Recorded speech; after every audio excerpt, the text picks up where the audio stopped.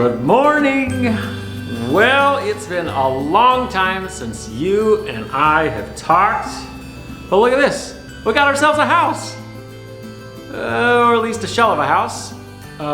Since it's been so long since I put out one of these videos, it's been months I think. Today we're going to cover a whole lot of stuff in brief detail. Hopefully, I'm known to ramble, so we'll see how brief it is, but really I'm just going to try to get you up to speed on what we've been doing for the last few months and where we are in the process. But before we get into this, there's a few things I should say just to answer some of the most common questions I get all the time. First and foremost, yes, we still have a boat. For those of you who found this channel due to our sailing videos, the boat is still sitting in Mexico, hanging out on dry land, just waiting for us to come back. But we are planning on going back down to Mexico at some point this winter, just check on it if nothing else. But that's that. Secondly, for those of you who sent messages, comments, questions, emails, all sorts of things, we're still off the grid up here. That means no internet access. It's awful difficult to upload a video or answer questions without internet access, which is one of the reasons that we haven't put out videos for a long time. But the other big reason that we haven't done videos is we've been swamped. We've been trying to get this shell of a house up and weather tight before winter came, which we sort of managed, sort of not. We'll cover a little bit of that as we go along. But for now, let's just kind of cover what we've been up to for a few months and try to fill you in on where we're at. So, if you watched our last episode, which I know was months ago, then you already know we poured ourselves a foundation, which was no small feat in itself. But once the foundation was done, really we moved on to the next phase of this building process, was making lumber. I think I've said it before, but really the goal with building this house was to use as much of our own resources as possible in the construction. So that meant a whole lot of milling. We really wanted to use as much of the trees that came from clearing the build site as well as our roads as possible. And I don't know if you know this or not, but it takes a lot of lumber to build a house. We spent probably a month and a half just milling. And with all that, we made mountains of lumber. I stopped counting somewhere, I think it was about 1,200 boards when I just gave up counting how many boards we made, and we made a whole lot past that.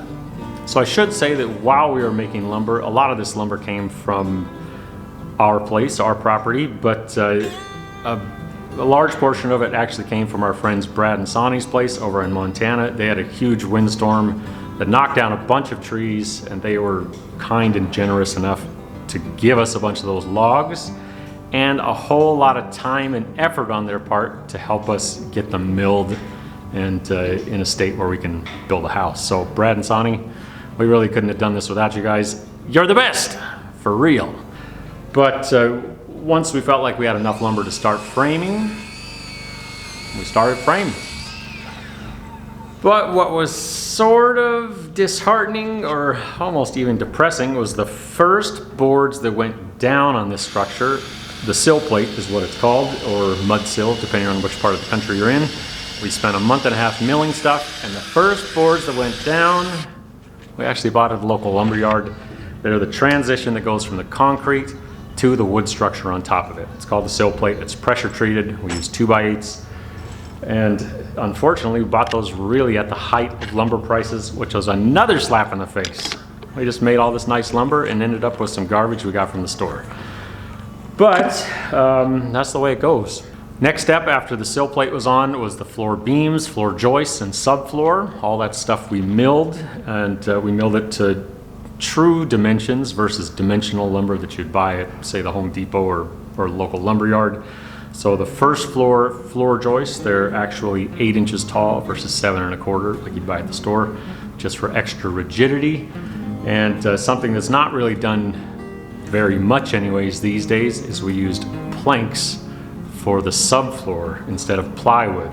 This is all 1 inch thick pine by either 6, 8, or 10 inches wide, depending on the yield we got out of the logs we were milling. And we installed them on the bias or at a diagonal on the floor joists, which makes a really strong, solid subfloor. It really locks the whole foundation in together, and it's solid. Not quite as solid as concrete, but it's solid.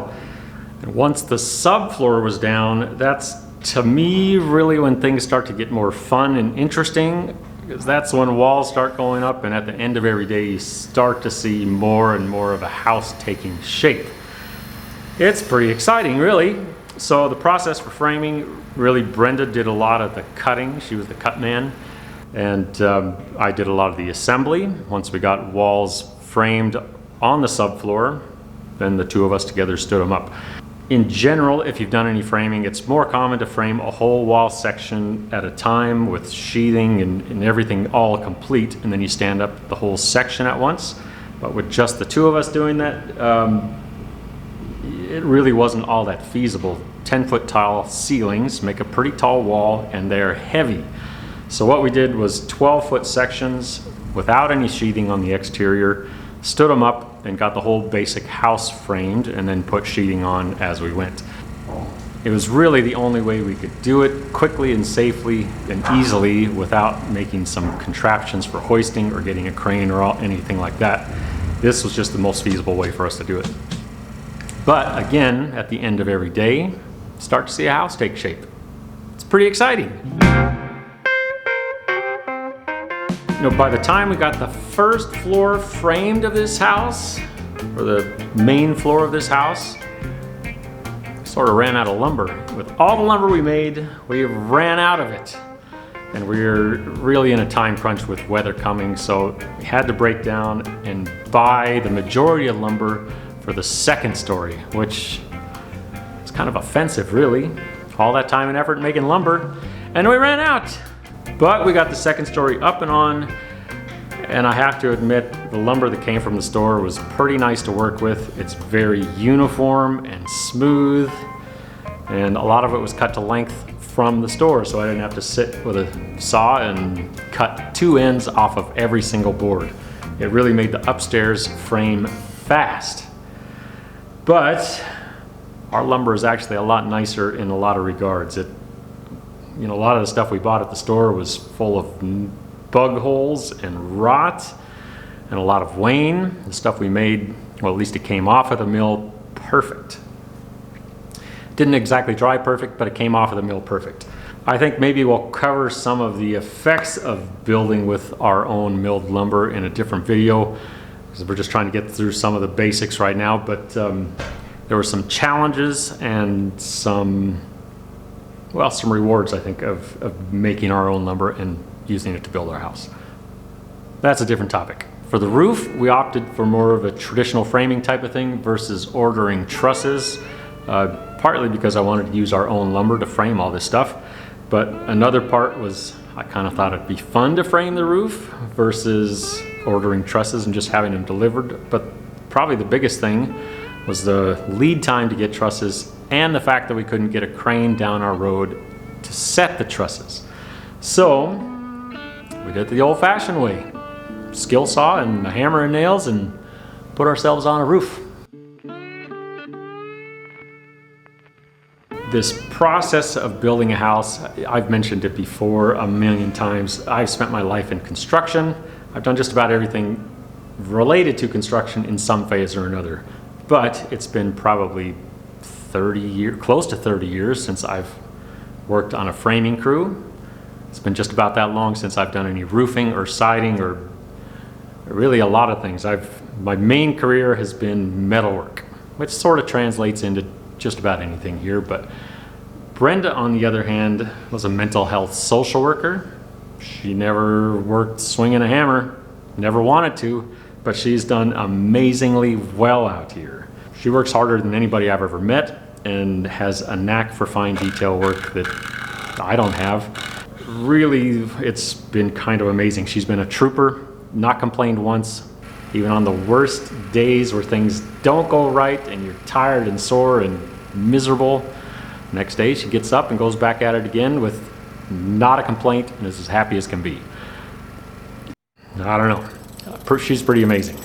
But not only in the framing, I mean, she's dug trenches for drainage around the house. She's jackhammered out holes and rocks and stuff that's in the way. Never complains. She's amazing.